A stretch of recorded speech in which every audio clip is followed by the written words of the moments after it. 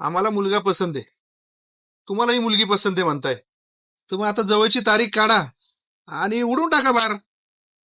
काय हरकत नाही, फोडा सुपारी. थांबा, मला मुलाशी एकट्यात बोलायचंय. हा हा, काय आजकाल मॉडर्न जमाना आहे, बोलू द्या. ठीक आहे ठीक आहे, जा रे बाळा. पहिली गोष्ट, मी घरात स्वयंपाक करणार नाही. ठीक आहे, स्वयंपाकाचा काय प्रॉब्लेम नाही.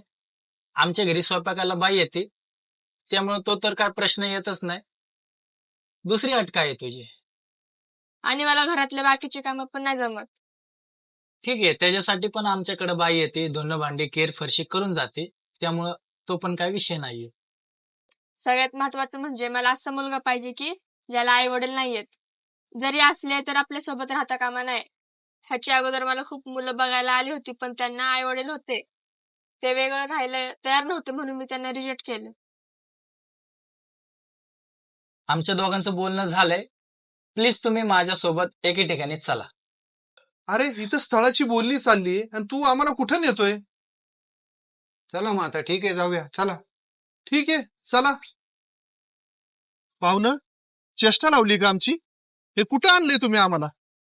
अहो काका, तुमच्या मुलीला जसं स्थळ पाहिजे ना, ते फक्त याच ठिकाणी भेटू शकतं. तुमच्या मुलीला मुलाचे आईबाप नको, आणि जरी असले तर ते वेगळे राहणारे असावेत असं तिला वाटतं. मग तुमच्या मुलीचा शोध फक्त याच ठिकाणी येऊन थांबतो. तरीच माझ्या मुलीची स्थळं का नाकारली जातायत हे कळतंय मला. चला इथं तरी बघू, तुला पाहिजे तसं स्थळ मिळतंय का? पप्पा, हा माझा अपमान आहे, मी चालले.